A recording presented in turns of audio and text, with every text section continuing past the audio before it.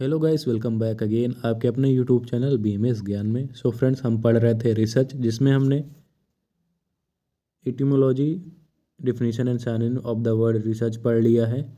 Research in Ayurveda, it's scope, it's need, it's important and it's utility पढ़ लिया है।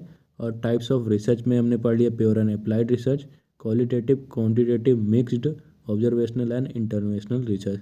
तो अगर आपने इन तीनों टॉपिक्स की वीडियो नहीं देखी तो आप नीचे हमने लिंक दे दी है इन वीडियोस की, आप जाके देख सकते हैं, या आप हमारी प्लेलिस्ट ओपन कर सकते हैं, जो कि रिसर्च के नाम से है हम प्लेलिस्ट। वहाँ पे भी आपको सारे टॉपिक्स की वीडियोस मिल जाएंगी।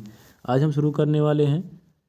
हमारा जो पांचवा पॉइंट है ये वाला, क्या है? Research process, importance of each steps in brief. First one is selection of topic, second review of literature, third formulation of hypothesis, fourth AIIMS and objectives, fifth material and methods, six observation and result, seven methods of communication of research. तो ये जो topic है इसको आज हम पढ़ने वाले हैं इस वीडियो में। तो वीडियो को शुरू से लेकर लास्ट तक देखिएगा, और अगर नए हैं चैनल पर, चैनल को सब्सक्राइब कर लीजिए और बेल आइकन को दबा दीजिए ताकि आप हमारी लेटेस्ट वीडियोस की नोटिफिकेशन सबसे पहले पा सकें। तो चलिए वीडियो शुरू करते हैं।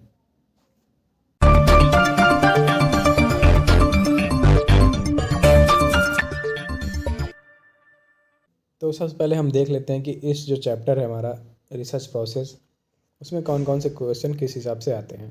ठीक है, तो पहला क्वेश्चन यहाँ पे आया हुआ है कि right the research process and the importance of each step in brief. 10 marks में आया है।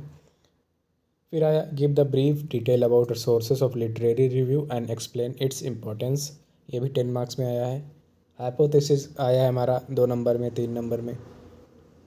इसके अलावा टेस्ट ऑफ हाइपोथेसिस 5 मार्क्स में पूछा है। Criteria of a good research ये 5 मार्क्स में पूछा है। इसके अलावा यहाँ देख सकते हैं mention the names of research process that describes the first two and describe first two process in detail 5 marks में। सिलेक्शन ऑफ टॉपिक 2 मार्क्स में, और write the research process in detail with each step in brief, ये भी 10 marks में आया है। तो आप समझिए कि ये पूरा जो चैप्टर है 10 मार्क्स में आता है। सारे इसके टॉपिक्स जो हैं इसके नीचे वाले सभी इंपॉर्टेंट है, तो अच्छे से पढ़ना है इसको। ठीक है, तो चलिए शुरू करते हैं रिसर्च प्रोसेस। सबसे पहले देखते हैं हम इंट्रोडक्शन। तो किसी भी क्षेत्र या विषय में अनुसंधान करने के लिए, मतलब रिसर्च करने के लिए, एक निर्धारित प्रोटोकॉल का अनुसरण अत्यंत आवश्यक है, ताकि किए जाने वाले अनुसंधान मतलब रिसर्च को वैध मतलब वैलिड, पूर्ण क्रम से आगे बढ़ती हुई एवं जन उपयोगी यूज़फुल फॉर पब्लिक बनाया जा सके। ठीक है, ये हो गया इसका इंट्रोडक्शन। इसके अलावा ये बताया गया कि उस निर्धारित प्रोटोकॉल में कुछ निर्धारित क्रमबद्ध स्टेप्स होते हैं जो कि निम्नलिखित है। तो स्टेप्स ऑफ रिसर्च क्या क्या हैं? पहला हमारा सिलेक्शन ऑफ टॉपिक, दूसरा है रिव्यू ऑफ लिटरेचर, तीसरा है फॉर्मुलेशन ऑफ हाइपोथेसिस, चौथा एम्स एंड ऑब्जेक्टिव्स, पांचवा मटेरियल एंड मेथड्स, छठवां ऑब्जर्वेशन एंड रिजल्ट्स, और सातवां methods of communication of research. तो ये 7 टॉपिक्स आते हैं हमारे स्टेप्स ऑफ रिसर्च के अंतर्गत। ठीक है, तो सबसे पहले पॉइंट की बात करेंगे हम सिलेक्शन ऑफ टॉपिक और सिलेक्शन ऑफ रिसर्च प्रॉब्लम। यह अनुसंधान का सबसे प्रथम एवं सर्वाधिक महत्वपूर्ण स्टेप है। इसका तात्पर्य है जिस समस्या या प्रश्न का आप समाधान करना चाहते हैं या जिस विषय पर आपके द्वारा रिसर्च किया जाना है, उस विषय या प्रश्न या समस्या का चयन करना। मतलब जिस भी टॉपिक पे रिसर्च करना चाहते हैं उस चीज़ का सिलेक्शन करना, यही है selection of topic. 2 basic points should be acknowledged during selection of research problem और selection of research topic is. पहला, आपके द्वारा किए जाने वाले अनुसंधान से पूर्व ज्ञान कोश में कुछ नया जुड़ सके। दूसरा, आपके द्वारा किए जाने वाले अनुसंधान का प्रथम उद्देश्य जन उपयोगी होना चाहिए। ठीक, तो ये दो चीज़ें याद रखनी है कि जो अभी हम टॉपिक सेलेक्ट कर रहे हैं उससे क्या हो, जो हमारा पहले का ज्ञान कोश है उसमें कुछ नया जुड़ सके, और जो भी हम रिसर्च कर रहे हैं जिस भी टॉपिक पे, वो उसका प्रथम उद्देश्य जो मेन मोटिव सबसे पहले होना चाहिए वो जन उपयोगी होना चाहिए, मतलब वो यूज़फुल फॉर पब्लिक होना चाहिए। Below points should not be included during selection of research और टॉपिक। पहला है हम कौन से पॉइंट नहीं इंक्लूड कर सकते उसके बारे में बात करते हैं। तो पहला है कंट्रोवर्शियल सब्जेक्ट को नहीं चूज़ करना है, नहीं सेलेक्ट करना है। दूसरा है बहुत सूक्ष्म या बहुत ज़्यादा बड़ी समस्याएं को भी नहीं चूज़ करना है या नहीं सेलेक्ट करना है अपने रिसर्च के टॉपिक में। ठीक है, ए गुड रिसर्च टॉपिक और problem should be based on final criteria where F is means feasible, I means interesting, N means novel, E means ethical and R means relevant। Okay, तो ये final criteria पे आपका topic based होना चाहिए जो कि feasible हो, interesting हो, नॉवल हो और एथिकल और रिलेवेंट हो। ओके, ये हो गया हमारा सिलेक्शन ऑफ टॉपिक, पहला पॉइंट। सेकेंड जो पॉइंट है वो है हमारा रिव्यू ऑफ लिटरेचर। इसमें क्या आता है, किसी भी अनुसंधान को प्रारंभ करने से पूर्व अनुसंधानकर्ता को अपने अनुसंधान के विषय पर संबंधित साहित्य से गहनता से अध्ययन कर लेना चाहिए तथा उस विषय पर अब तक हुए अनुसंधानों का भी अध्ययन करना चाहिए, जिससे यह पता लग सके कि उस विषय पर क्या कार्य हो चुका है एवं क्या कार्य किया जाना शेष है। ठीक है, तो जो भी आपका टॉपिक है उससे संबंधित जो साहित्य हैं उसको आपको गहनता से अध्ययन कर लेना है। इसके अलावा जो भी पहले उस विषय पे अनुसंधान हो चुके हैं उसका भी अध्ययन कर लेना चाहिए, ताकि इससे आपको ये पता चल सके कि उस विषय पर या जो भी आपने टॉपिक सिलेक्ट किया है उस टॉपिक पे कौन सा क्या क्या क्या कार्य हो चुका है और क्या कार्य किया जाना शेष है। ठीक, लिटरेरी रिव्यू में अनुसंधानकर्ता को समय समय पर प्रकाशित होने वाली journals, papers, research articles, manuscripts का भी अध्ययन करते रहना चाहिए। अब बात करते हैं सोर्स मटेरियल्स की। These are available in following forms. ठीक है, तो कौन कौन से हम सोर्स मटेरियल यूज़ कर सकते हैं अपने सिलेक्शन ऑफ टॉपिक के लिए, या अब जो भी हमने टॉपिक सेलेक्ट किया है उसके बारे में पढ़ने के लिए। तो पहला है प्राइमरी लिटरेचर। इसमें Veda, Upanishad, Purana, Samhita, dissertations, original research results in journals etcetera, ये सारे चीज़ें आते हैं। सेकेंडरी लिटरेचर में आते हैं review articles and reference works. Tertiary literatures में आते हैं text book, encyclopedia, hand books, newspapers, guide books etcetera. ठीक है, तो पहले में प्राइमरी में वेद, उपनिषद, पुराण, संहिता ये सारे आ जाएंगे। सेकेंडरी में आपके रिव्यू आर्टिकल्स या रेफरेंसेस। टर्सरी में आपके text book, encyclopedia, hand books, newspaper ये आते हैं आपके सोर्सेस ऑफ मटेरियल।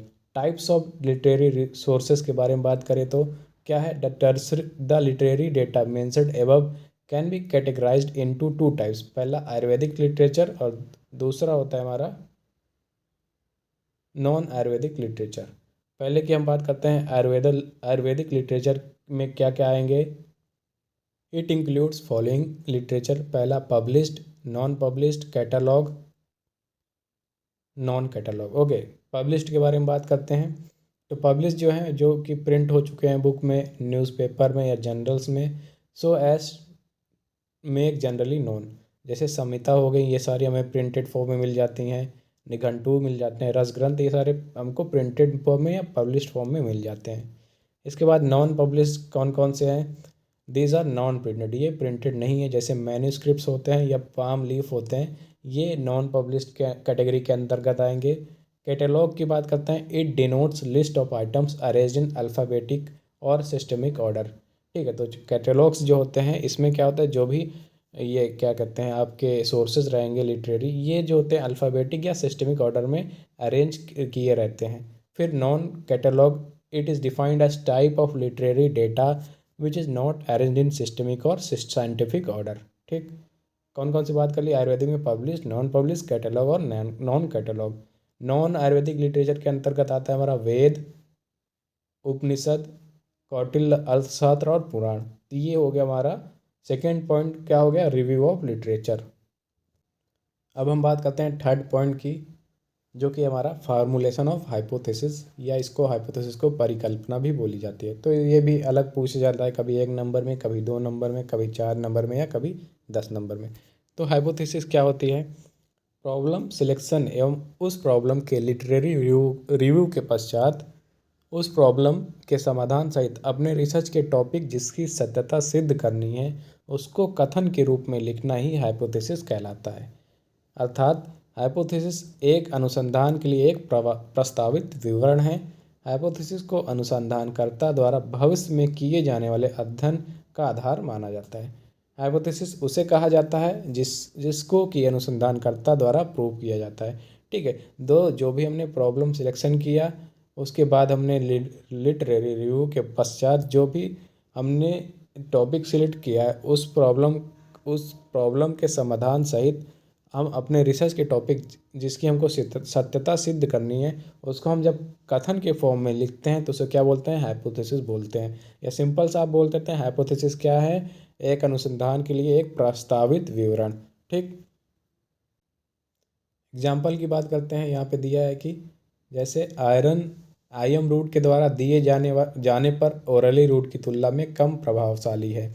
तो यही आपको सिद्ध करना है। जैसे ये आपका टॉपिक हो गया कि आयरन आईएम रूट के द्वारा दिए जाने पर ओरली रूट की तुलना कम प्रभावशाली है। तो अगर हम आयरन को आईएम रूट के थ्रू देंगे तो वो कम प्रभावशाली है। ठीक, तो इसको हमको सिद्ध करना है कि कैसे ये आईएम रूट से कम प्रभावशाली है और ओरली रूट से ज़्यादा प्रभावशाली है। तो इसको हमको हाइपोथेसिस में बताना है और सिद्ध करना है। इसके अलावा characteristic of a good hypothesis क्या क्या होती है, एक गुड हाइपोथेसिस किसे कहते हैं। जैसे हाइपोथेसिस अनुसंधानकर्ता द्वारा ली गई समस्या का उचित उत्तर होना चाहिए। जो भी हमने हाइपोथेसिस ली है उसमें जो समस्या चुनी गई उसमें उसका उचित उत्तर होना चाहिए, पहला पॉइंट ये। फिर हाइपोथेसिस तार्किक एवं सरल होनी चाहिए। और हाइपोथेसिस या इसको परिकल्पना भी बोलेंगे तो यह हाइपोथेसिस निश्चित रूप से परिवर्तन योग्य होनी चाहिए। और हाइपोथेसिस की भाषा ऐसी ना हो जो कि स्वयं के परिणाम के प्रति कठोर हो।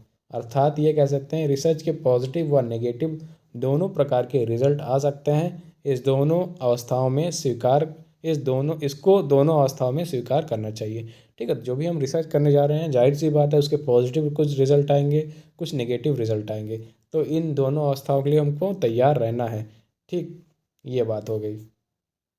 उसके बाद हम बात करते हैं टाइप्स ऑफ हाइपोथेसिस में। सिंपल हाइपोथेसिस आती है, complex hypothesis, empirical, null hypothesis, alternative hypothesis, logical hypothesis, statistical hypothesis. ये टाइप्स हैं, याद कर सकते हैं। इसके बाद हम बात करने वाले हैं चौथे पॉइंट की, हमारे एम्स एंड ऑब्जेक्टिव के बारे में।